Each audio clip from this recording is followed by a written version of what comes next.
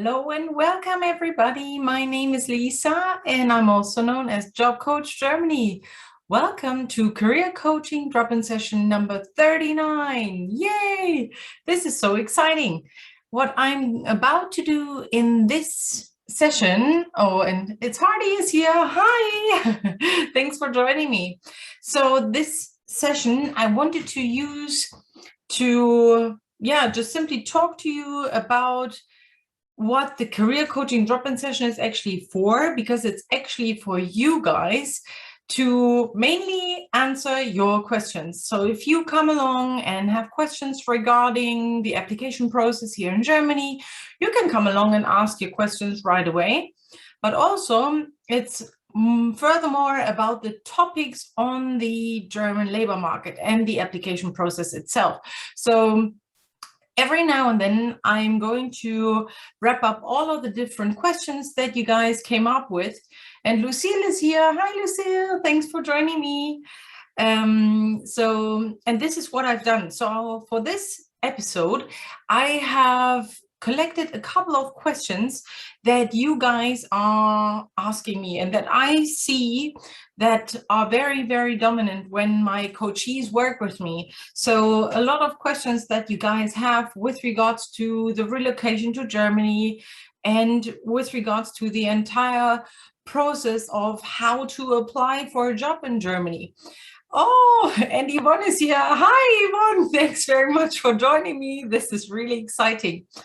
So just one more little announcement that I wanted to make for you guys. So next week I am off because I'm on holiday. On Sunday is my birthday. Yay! I'm turning 32 and I'm celebrating this by taking a week off. So next week you won't hear anything from me via live, but the week after I'm going to be back live here again. So as I said, this career coaching drop-in session, just hear about or listen to it. So career coaching, this is what I'm doing, and drop-in session basically means it's my office hours. So you can come along and ask your questions that are currently like burning to you. You really, really want to get these questions out there. You want them to be answered. And a lot of you guys don't always want to wait until the next episode to ask me questions. So you're sending them to me via email, you're sending questions via my Facebook group, you're sending questions as comments on the YouTube videos, and you're also interacting with me on my LinkedIn channel, for example, or sending me direct messages here on Instagram. And this is totally fine, because this is what is really crucial when it comes to the application process itself. Sometimes we have job offers that are popping up right away and you need to be really quick with regards to applying. So sometimes it happens that you come across a job board, you find a job, you're interested in it, and then the deadline says you have to apply until the 1st of August, which is on Sunday, my birthday. So this is actually when you have to be really, really quick. And then you can't wait until the next week, Wednesday, and ask me questions, for example. So, and that's why a lot of you guys always contact me throughout the entire week, which is totally fine.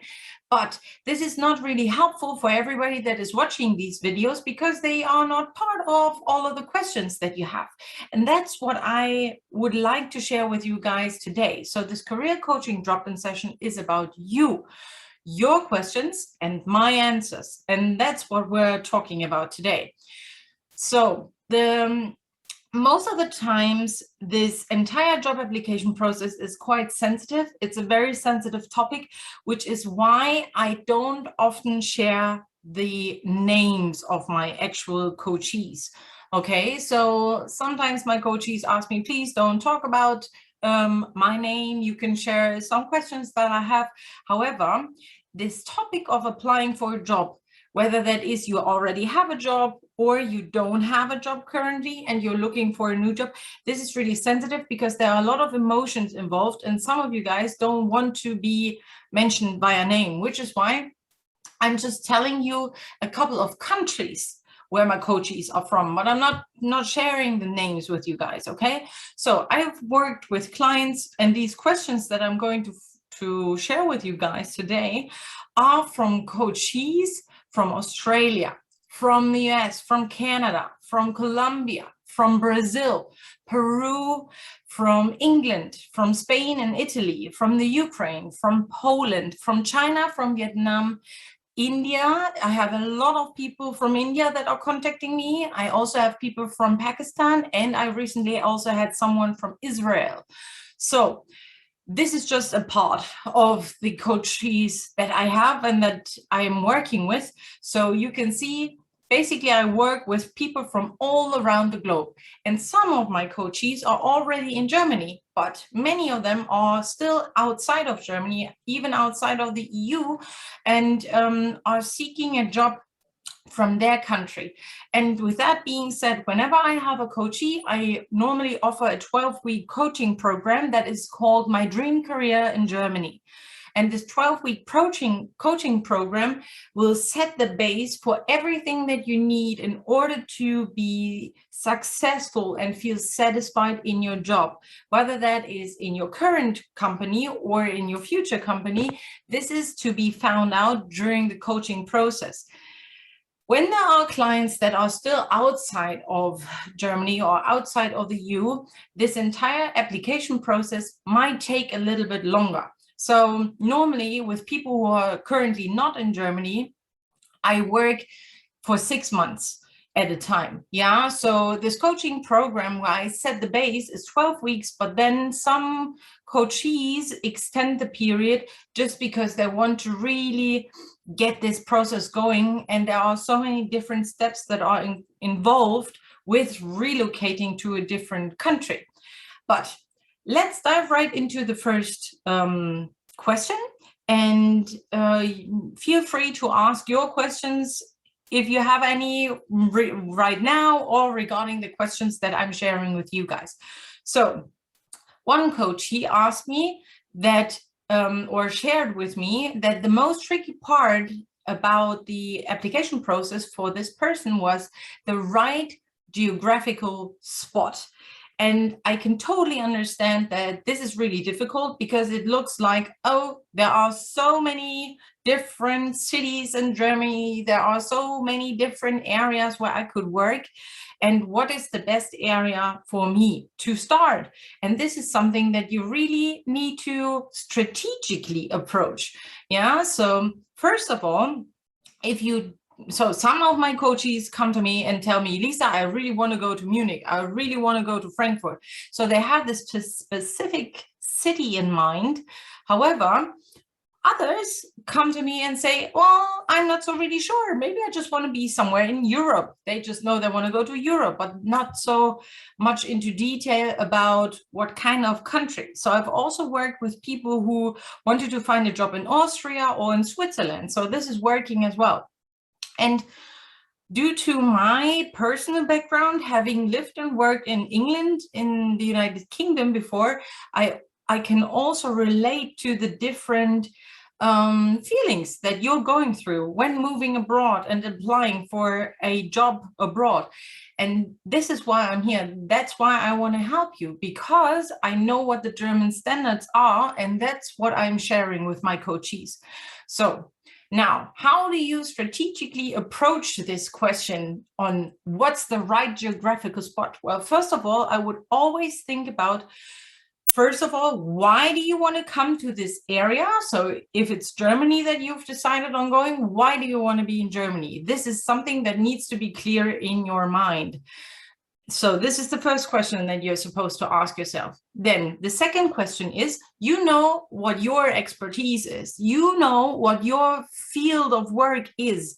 And maybe you already have a couple of connections, maybe through LinkedIn, to people who are working in your field in Germany. And if you don't have any connections yet on LinkedIn, then this might be a great opportunity as a homework for you guys to actually go on LinkedIn and find out who are these experts in my field that are living and working in Germany right now, because these contacts will be very beneficial for you if you're searching for a job here in Germany, because network is key. Okay, so find out so think about the area of your expertise. You're an expert in your field. You already have a lot of work experience. What is your job title?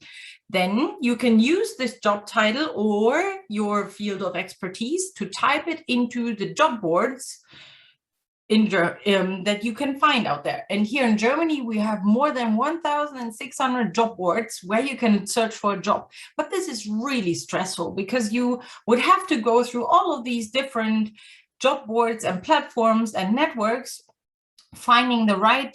It just looks like this huge forest and you don't know which tree to choose, right? So here it's really, really interesting for you to find job boards that are specific for your industry, that are specific to your field of expertise. So this could mean, so for example, when we are taking a look at doctors, well, they know they are going into medicine, but medicine is so vast. You can think about the specific area that you're interested in your field. Yeah, and there are special platforms just for medical jobs, for example. This is where you want to go for. Or something else. For example, you're applying for a job as a project manager. Well, project management could be project management in any sort of industry. And that's what you need to make up your mind. You need to think about, okay, what is the industry that I really want to work in? Do I want to work in finance? Do I want to work in legal? Do I want to work in marketing? Do I want to work in lightning, and so on? So all of these different things are aspects that you need to find out for yourself, because it will then make the search easier. And then you can just simply go on this specific job board that you have found is specific for jobs in your field. So lately I was working with one coachee who is interested in working with wood, for example, and all of these woodworking and engineering have specific job boards where you can search for a job that is specific to your profile.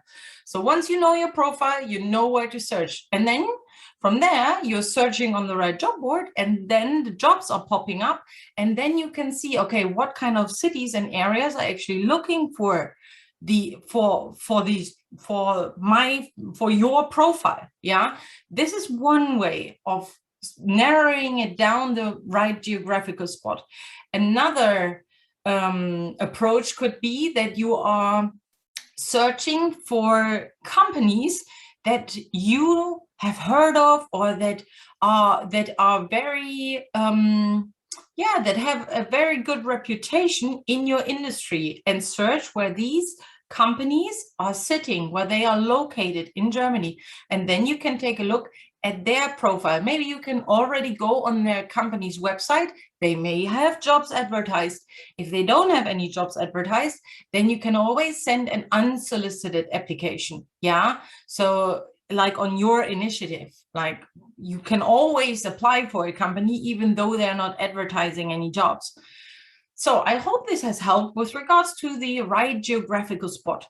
The next one is that one of the coachees has told me that he thinks that the cover letter is the harshest part of an application. And this is right. If you nail your cover letter, you have a high probability that you will be invited to a job interview. So if you really phrase the cover letter in a way that it is interesting, that the recruiters and hiring managers are reading these cover letters from the very first paragraph that you are writing, when you spark their interest, they want to go on reading. And if you keep on going with that in the cover letter, then they will be so interested that they want to get to know you during a job interview. Yeah, and once you are invited to a job interview, you basically have already one foot in the door. So from my recruiting HR background, I can tell you, we would never organize a job interview if we are not really interested in that particular candidate, because recruiting people and organizing job interviews and like preparing the job interview, conducting the job interview, and then analyzing the results of the job interview means time and money. And we don't want to invest time and money if we're not interested in that candidate. Yeah. So here it's really interesting. Think about that. Your cover letter is key when it comes to your job application documents. And it's always a good advice that you're using the words from the job ad. So the job description, the job ad that you see that you are interested in the job always contains keywords. So highlight these keywords for you and implement these in your job application documents. And the most crucial part about the cover letter is that many candidates are always just talking about themselves, how wonderful they are, how communicative they are, they have team spirit and so on. But this is actually not what the company is interested in. The company is more interested in whether you have done your research or not, whether you have customized your the phrases, whether you have customized and tailored your application document according to the company and what they stand for. So for that, you always want to know, what is the company's vision? What is their mission? Do they have some sort of what is their slogan? That's the word that I was searching for. So what's the slogan? Maybe you can use the slogan. Maybe they have been top employer 2020, or they have this wonderful project that you really want to be involved with. It's some certain information that you cannot find on their homepage of their website, but maybe in news articles or in one of their blog posts. Anything where the company sees that you have gone the extra mile because you've done your research beforehand. You don't want to write hundreds and hundreds of applications. And if you're working with me, you don't even have to. You just need to nail the little amount of applications that you're sending out. Because if you nail the phrasing of your cover letter and how it's set up, and you have formatted it to the German standard, you will have the probability increase that you will be invited to a job interview. Okay, so then one question was really interesting that I just received last week. That was about what is the relevance of adding the marital status on the CV, even though this information is not relevant anymore. Yeah. So nowadays it's not mandatory anymore to put on the marital status on your CV. However, once you are starting work, your company here in Germany will ask you whether you're married or not anyway, or whether you're divorced, whether you're single, and so on, because this is really important with regards to the taxes that we're paying. In Germany, we are paying quite a high amount of taxes, and this amount of taxes that we're paying depends on the category that we're in.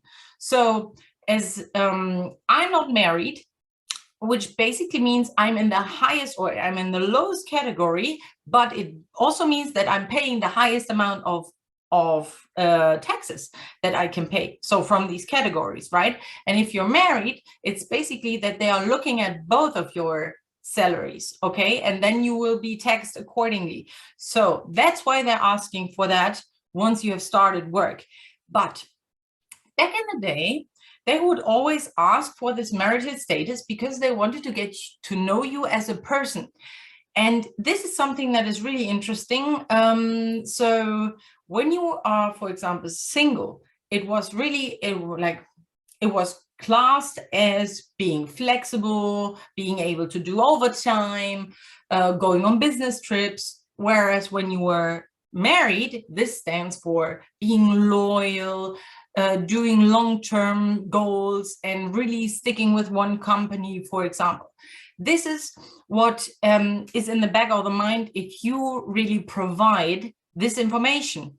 However, due to discrimination reasons, you don't have to put this information on your CV anymore, right? So this is something that you can leave out. But it was a question that one of the coaches asked, so that was really interesting, and I wanted to share it with you guys. Then I've also had a couple of people that have contacted me that wanted to know whether I would also do coaching with with researchers, so people that are interested in a postdoc position, or also in finding a PhD role. Yes, of course, it's still a job. You will be paid for it. And you still have to do the same base. So you have to first define your job profile for yourself, what your values are, what your vision is of your life. And then from there, we can search for the right PhD role or the postdoc position. And whether that is working with a university or working in corporate, this is then again up to you. Maybe you want to go for both. That's possible as well. So just because it's a researcher's position, it doesn't really make any difference to me. Job is job. Yeah, so it's your career, and I can help you set this base to find the career that you really want. And one more hint with regards to PhD and researchers positions.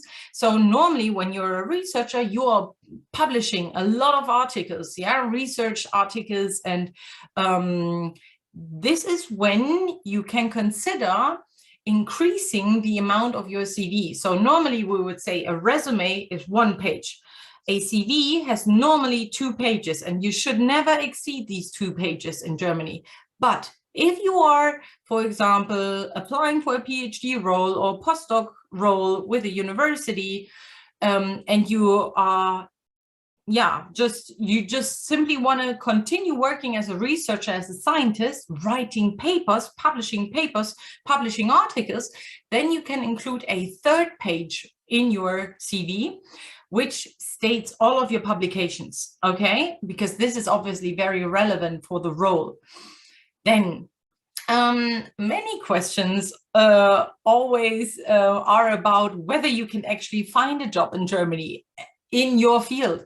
And I can tell you, well, Germany has a great economy, and we have jobs in every niche, in every industry, and there are new jobs popping up every day. There are new job titles popping up every day. Why do you think that you wouldn't find a job in Germany? And if you're thinking you wouldn't find a job because you are a foreigner, because you're an international, well, then let me tell you this. Back in 2020, so last year in March, 1st of March 2020, the German government passed a new law, the Skilled Immigration Act. And I've talked about that a couple of times, but I wanted to share this information again with you. It basically addresses the issue that we're having of a huge lack of skilled workers in Germany. Every year, we need 146,000 internationals from outside of Europe to enter the German labor market in order to be able to somehow fill this gap. We don't have that. Obviously, due to the pandemic, we don't even get, we didn't have any internationals that were coming in. Maybe, obviously, there were a couple of coachees that I worked with that were able to enter Germany, and there will always be a way to enter Germany if you really want to. However, this gap that we're having of skilled workers from outside of the EU, it's just increasing. We haven't started decreasing it yet because the pandemic was happening, and that made recruiting a lot more difficult, especially recruiting for internationals, because everybody was just staying safe in their own country. But whatever job you are doing currently, let me assure you, you will find a job here. It's not a matter of whether you will find a job, but where. And if you're working with me, I can show you how you can work towards finding the right job board that will help you find the job in your industry, in your field of expertise, okay? So I hope this has helped. And I know I was a little bit furious here, but this is something that I really wanted to bring across. It's basically, you need to make up your mind whether you want to come to Germany or not. So another question is always surrounding salary. So here you need to keep in mind, because this is something that a lot of people underestimate, and that's the fact about the taxes. Yeah, so you always think, okay, maybe I'm earning a lot of money, but And then you see in your bank account, I'm not earning that much money as I thought. Well, that's due to the fact of the taxes that we're paying. But also keep in mind all of the benefits that you're getting from paying that much taxes. Yeah. So the infrastructure, the healthcare system, the social security system, all of these things. And obviously for a lot of Americans that I'm working with, Germany, they love Germany due to the safety that we're having here. Yeah. So, and this is something that you need to keep in mind with regards to the taxes. So it's kind of like a win-win situation. You still have a great salary so you can support yourself, but also you have all of these other benefits that you're paying through the taxes that you're sharing, basically the money that you're sharing with the government. And then when you want to find out how much money you can actually earn, you always have to keep in mind, what have you studied? What are your qualifications? How many years of work experience do you have? Have you had any responsibilities for staff?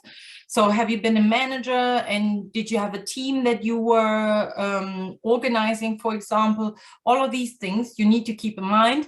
And then you can use, I always recommend 3 different websites where you can find out how much money you can actually earn.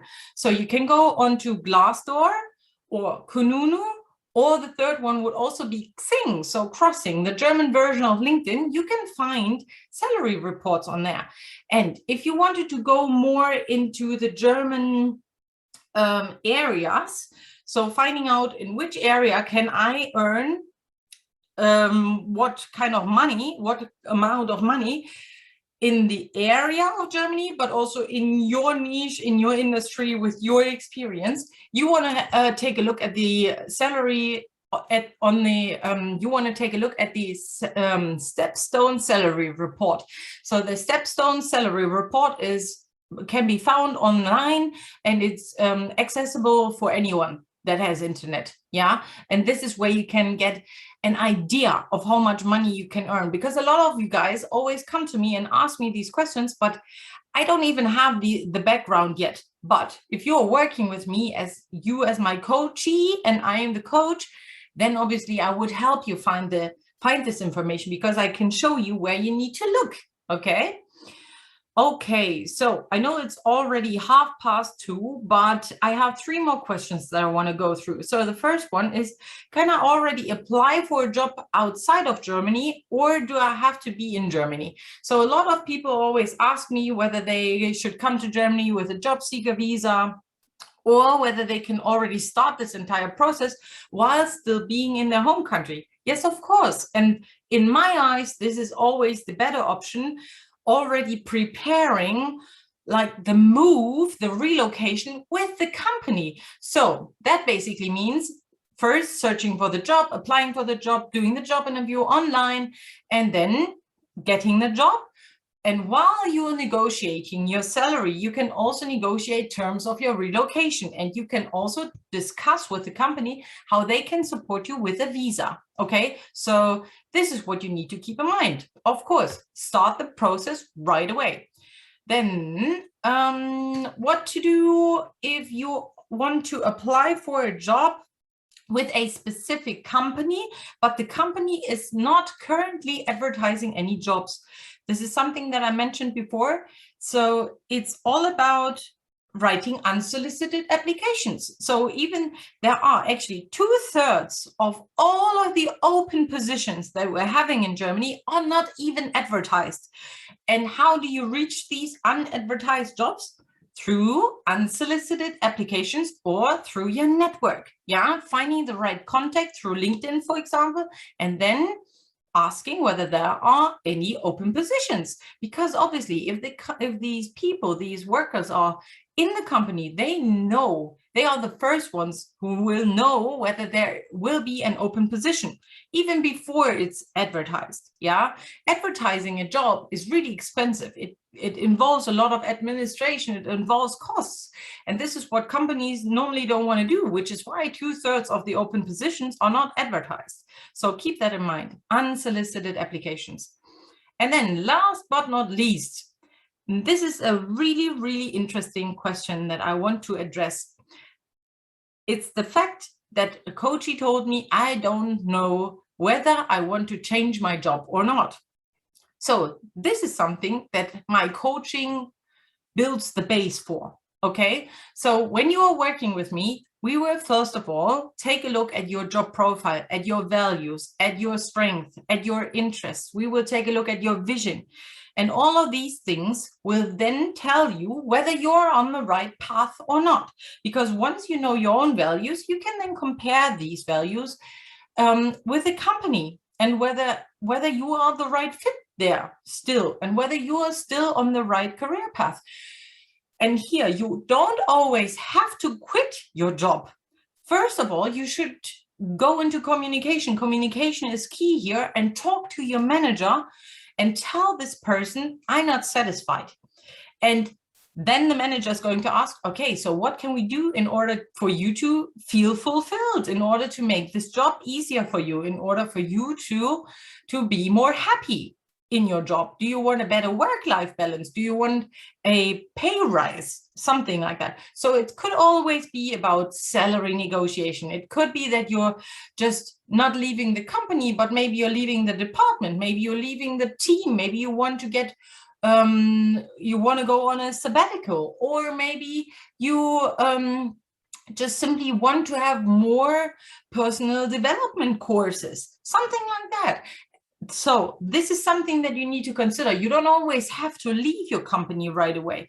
You just want to think about, okay, what is it that I want from my employer? And then communicate that.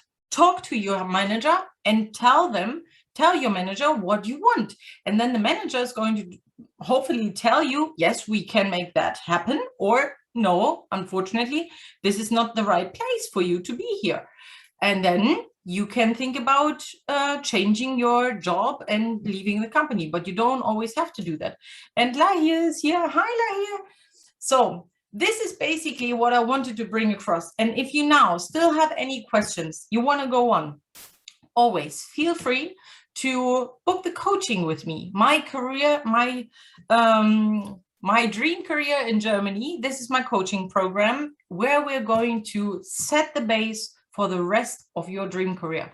And you can find that by clicking on the link in my bio. So thank you very much. Thanks for all of my coachees who have sent in so many questions that I was able to share with you guys. I wish you a wonderful 2 weeks, because I won't be here next week. I'm on holiday, but I'll be back in 2 weeks. So thank you very much for joining me, and have a wonderful rest of the week. Bye-bye.